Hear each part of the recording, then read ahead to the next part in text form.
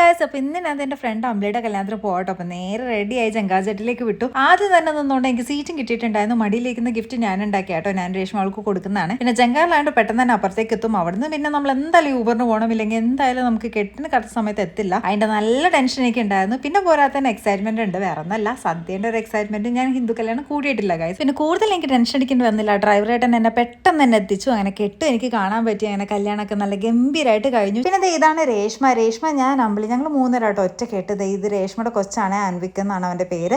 അവന് വീഡിയോ എടുത്തപ്പോൾ ഭയങ്കര നാണം. പിന്നെ ചെക്കനും വേണം അവിടെ ഫോട്ടോ എടുക്കുന്ന തിരക്കിലാണ്. പിന്നെ ഇത് കുറച്ച് കഴിഞ്ഞപ്പോൾ ഞങ്ങളും പോയി ഫോട്ടോസും വീഡിയോസൊക്കെ എടുത്തു. ഞാൻ 9 വർഷത്തെ പ്രണയത്തിന് ശേഷം കല്യാണം കഴിച്ച എല്ലാ സന്തോഷവും അവളുടെ ഫേസിലുണ്ട്. ഞാൻ അവളുടെ കയ്യിലിരിക്കുന്ന ഫാൻ ബൊക്കെ ഉണ്ടാക്കിയത് ഞാനാണ്. അപ്പോൾ ഇങ്ങനത്തെ സാധനങ്ങൾ വേണമെന്നുണ്ടെങ്കിൽ ഓർഡർ ചെയ്താൽ മതി കേട്ടോ, ഞാൻ ചെയ്യുന്നുണ്ട്. പിന്നെ സദ്യ എൻ്റെ പൊന്നു മോനെ ഒരു രക്ഷ ഉണ്ടായിരുന്നില്ല. നല്ല കിഡ്ലൻ സദ്യ ആയിരുന്നു. എന്തായാലും ഫസ്റ്റ് എക്സ്പീരിയൻസ് പൊളിച്ചു. അങ്ങനെ സദ്യയൊക്കെ കഴിച്ച് വയറ് നിറഞ്ഞ് നേരെ വീട്ടിലേക്ക് വന്നു. അപ്പോൾ അത്രേ ഉള്ളൂ. വീഡിയോ ഇഷ്ടപ്പെട്ടാൽ ലൈക്ക് ചെയ്യുക, ഷെയർ ചെയ്യുക, സബ്സ്ക്രൈബ് ചെയ്യുക. ബൈ.